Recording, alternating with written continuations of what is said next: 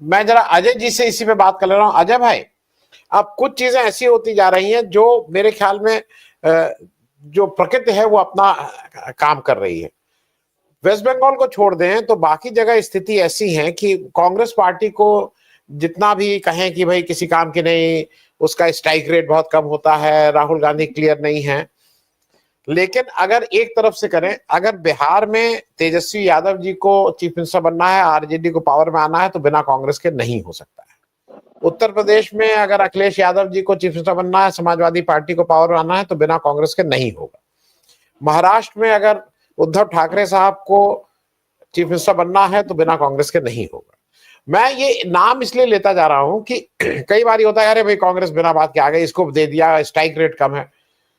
ऐसी स्थिति में अब इंडिया गठबंधन में मेरे ख्याल में ये समय आ गया। और कल की बात तो आप बताइएगा कि कल क्या हुआ, क्योंकि आप मौके पे हम सब लोगों से सबसे पास आप ही थे।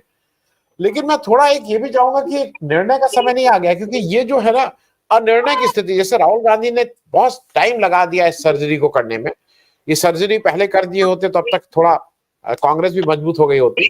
उसी तरह से अब इंडिया गठबंधन में भी थोड़ी क्लैरिटी आनी चाहिए कि कौन साथ है, कौन किस मामले में साथ है, कौन नहीं है। जैसे किसान आंदोलन में राकेश टिकैत का अब रोल बिल्कुल साफ हो गया है। अब उनको कोई किसान नेता नहीं मानता है। हम और आप उनको किसान नेता के रूप में नहीं बुलाएंगे। हो सकता है मैं उनको वैसे व्यापारी के रूप में या उस तरह से बुला लूं, लेकिन मैं किसान नेता के रिप्रेजेंटेटिव के रूप में तो नहीं बुलाऊंगा। मैं थोड़ा इस पे आपकी, कल क्या हुआ और इंडिया गठबंधन में भी कुछ निर्णय लेना आवश्यक है, ऐसा मुझे लगता है। अजय भाई, देखिए, मैं आपको एक चीज दिखाना चाहूंगा। ये आप देखिए, ये हेडलाइन मेन स्ट्रीम अखबार के किसी भी चीफ एडिटर की औकात थी कि लिख सके, कीले सड़क पर नहीं हमारी छाती पर ठुकी है। साहब, मैंने लिखा था, मेरी फोटो लगी इत्तेफाक से, आप देख लीजिए। जी जी। तो आप सोचिए, भाजपा के सांसद के अखबार, जो उसका मालिक, उसके अखबार में रहते हुए मैंने यह किया, इसलिए क्योंकि मैं चुप नहीं रह सकता था। और मैंने इसको लेकर के, यह भी मुझे मेरे एडिटर, सॉरी, मेरे जो एमडी थे, मालिक थे, उन्होंने इसको लेकर के मुझे फोन किया। उन्होंने कहा, मुझे पीएमओ से फोन आया है अजय जी, सड़क पे ठुकी हो या किसी की छाती में ठुकी हो मुझे नहीं पता, लेकिन मेरी छाती में आपने ठोक दी है। उनके ये शब्द थे। और इन शब्द के बाद में आप यह सोचिए कि मैं चुप बैठ जाऊंगा, मैं कह दूंगा कि नहीं ठीक है, आपने जो कह दिया मैं उसको पूरी तरह मान लूंगा। तो मैंने इसको लेकर के उसी समय यह लिखा, उसी के अगले हफ्ते, सवाल खत्म और व्यवस्था खत्म। मैं ये इतना सिर्फ इसलिए दिखा रहा हूं क्योंकि यह तब होता है जब आप में यह हिम्मत होती है कहने की आप दलाल नहीं होते हैं। और साहब, दलाल नहीं होते हैं तो उस बात को भी दिखा देता हूं, ये पढ़ लीजिए। सार्थक आवाज बनिए, चुप्पी कायर साधते हैं, यह भी देख लीजिए। मैं ये सिर्फ इसलिए कह रहा हूं कि मैं लगातार बोलता आया हूं, बताता आया हूं। ये कई सालों पुराने आपको मैंने इसलिए दिखाए और इसके बाद मैंने इस्तीफा दे दिया। मैं कायर नहीं था, मैं चुप्पी नहीं साध सकता था। तो स्वाभाविक सी बात है, मेरे अंदर यह हिम्मत थी, नैतिक बल था, मैंने छोड़ना स्वीकार किया। कितने लोग यहां छोटे छोटे से लालच के लिए, इस जो भगवंत मान को मैंने देखा है मेरे ऑफिस में आके कि भाई साहब एक छोटा सा प्रोग्राम हमारे लिए वो कर दिया करिए, वो करवा दीजिए, ये करा दीजिए। मेरा एक रिपोर्टर था मंजीत सिद्धू, उसका ये दोस्त था, साथी पढ़े थे दोनों। मंजीत ने इसके चक्कर में नौकरी छोड़ी, सब कुछ किया, आम आदमी पार्टी के लिए लगा रहा और लगा रहा। जब ये मुख्यमंत्री बना तो बहुत दिनों तक तो पहले लारे देता रहा, फिर उसे अपना ओएसडी बनाया मीडिया का, और फिर बाद में अरविंद केजरीवाल ने उसे हटवा दिया। अब आप इससे, मैं ये सब इसलिए बता रहा हूं क्योंकि ये संघी है, और यह बात मैं आज से नहीं बता रहा हूं, मैं आपको जब से आपके चैनल पे बैठ रहा हूं मैं बता रहा हूं, और मैं यह भी बता रहा हूं ये असल में CIA एजेंट है, ये अमेरिका के पैसे से बना हुआ संगठन है। फोर्ड फाउंडेशन से लेके तमाम सारे उन संगठनों ने इन्हें पैसा दिया है, उससे बने ये, और ये वही है जिसे विवेकानंद फाउंडेशन ने भी पैसा दिया है। तो अब आप समझिए, विवेकानंद फाउंडेशन को जो पैसा देता है वही अरविंद केजरीवाल को पैसा देता है, वहीं से फंडिंग होती है, चुनाव लड़ाया जाता है, कांग्रेस के खिलाफ एक पैरेलल संगठन विपक्ष का ये बना के खड़ा किया जाता है कि साहब यही तो है आपके लिए लड़ने वाले, और कौन लड़ेगा, कांग्रेस तो ऐसी है, कांग्रेस तो वैसी है, कांग्रेस तो ये है। ये साजिशें रची गई थी, क्योंकि कांग्रेस के रहते किसान खत्म नहीं हो सकता था।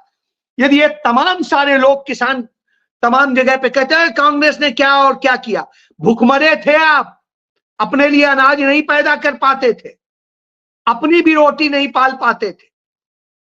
उस समय कांग्रेस ने, कांग्रेस की सरकार ने आपके लिए, पंडित नेहरू ने सब कुछ सबसे पहले किसान के लिए किया। प्राथमिकता देश में किसी भी चीज से पहले किसान था, और तब धीरे धीरे धीरे धीरे करके जैसी जितने संसाधन थे उस हिसाब से भारी उससे काम किया गया, और नतीजतन किसान कम से कम इस स्टेज तक आया। नहीं तो बेचारे की जो हालत थी, मैं खुद किसान परिवार से हूं इसलिए कह सकता हूं, और मुझे लगता है हिंदुस्तान के अंदर 80% लोग किसान परिवार से होंगे, क्योंकि और कुछ तो था ही नहीं। तो आप इससे समझ लीजिए, और मैं तो आज भी किसान हूं, ऑफिशियली किसान हूं, ठीक है, वो अलग चीज है कि उस तरह से मैं रेगुलर वो काम नहीं कर रहा हूं, लेकिन तमाम सारी चीजें हैं, मैं ये इसलिए कह रहा हूं। लेकिन जो साजिशें रची गई, जब जगजीत सिंह डल्लेवाल इतने दिन से बैठे थे, संघर्ष कर रहे थे, कहां था संयुक्त किसान मोर्चा? मुझे अमरजीत जी बता दें, बड़ा सक्रिय थे, बता दीजिए हुड्डा साहब कहां था, क्यों नहीं साथ आया, खड़ा हुआ, क्यों नहीं लड़ाई लड़ी? क्योंकि उसके भी बहुत सारे नेता एजेंट बन गए, बड़ी ईमानदारी से कह रहा हूं। तो साहब यही किसान भवन में, पंजाब के किसान भवन में मीटिंग थी, संयुक्त किसान मोर्चा के कई सारे लीडर्स आए थे, मैं भी इत्तेफाक से कई लीडर्स मित्र हैं तो मिलने पहुंच गया था, देखा था, सारी स्थितियों को समझा था।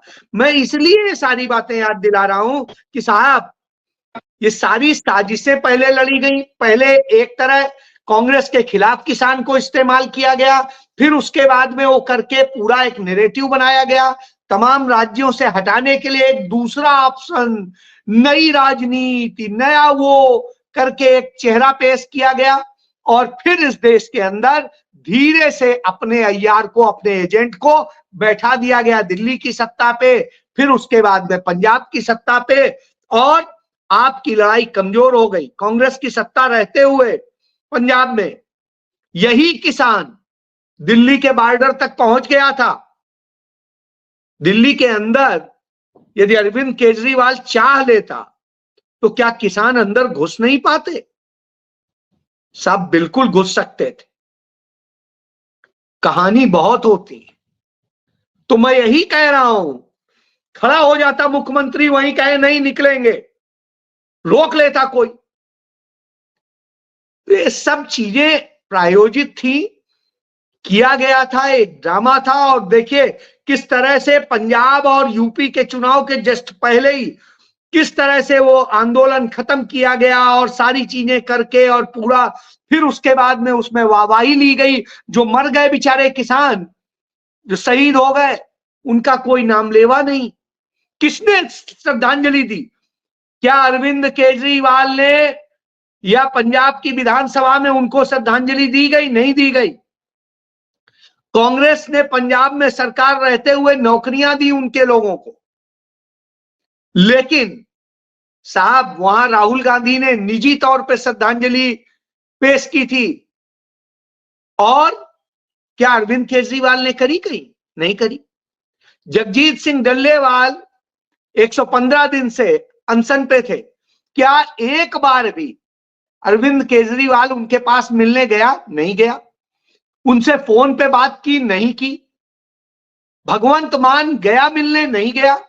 अपने आज जब मीटिंग में तब बुलाया जब भाजपा के मंत्री आए, और फिर किस तरह से उसने क्या दबाव डाला, क्या अपनी विधानसभा में पास करके प्रस्ताव केंद्र को भेजा कि ये माननी चाहिए मांगे? नहीं किया। सबसे पहले हिंदुस्तान में जब किसान बिल आए थे, सबसे पहले दिल्ली की आम आदमी पार्टी की सरकार ने उसे स्वीकार किया था। तो अब आप समझ लीजिए, इनको यदि आप इतने के बाद भी नहीं समझ पाते हैं, आपको समझने में 5 साल लग जाए, जब आपके ऊपर लाठी चल जाए, बुलडोजर चल जाए, आपके वो ढा दिए जाए, तो साहब फिर आप इंसान हैं कि क्या है, पता नहीं, सवाल उठता है भाई। तो फिर ऐसे ही ठोकते जाएंगे, मरते रहेंगे, बाद में आप कहेंगे आप पहचान गए, तो पहचानिए। बहरहाल मेरा ये मानना है कि सही पहचानना हमारी अपनी जिम्मेदारी है। जो हुआ है वो अपने आप में दर्दनाक है। अब आपके उस सवाल का जल्दी से एक लाइन में जवाब दे देता हूं। जो स्थिति है, निश्चित रूप से देश में किसी भी मुद्दे पर, यदि देश हित में कोई, देश के आम जन के हित में कोई यदि काम करता है, चाहे कम करता हो, ज्यादा ना करता हो, तो वो सिर्फ और सिर्फ कांग्रेस है। कांग्रेस के सिवाय एक सिंगल दल ऐसा नहीं है। सिंगल कोई भी दल की बात कर ली। और मैं आपको आज कह रहा हूं, फिर कह दूंगा, बंगाल में भाजपा और टीएमसी वही खेल खेल रहे हैं जो हिंदू महासभा और मुस्लिम लीग मिलकर खेलते थे। सिर्फ वही खेल है, इसके अलावा कुछ नहीं है। कोई फर्क नहीं पड़ता है। आप देख लीजिए, जब जब अडानी का मसला आया, अंबानी का मसला आया, ये लोग उनके साथ खड़े थे। समाजवादी पार्टी ने प्रदर्शन से किनारा कर लिया था, टीएमसी ने किनारा कर लिया था। तो ये सारे खेल समझ लीजिए। जी जी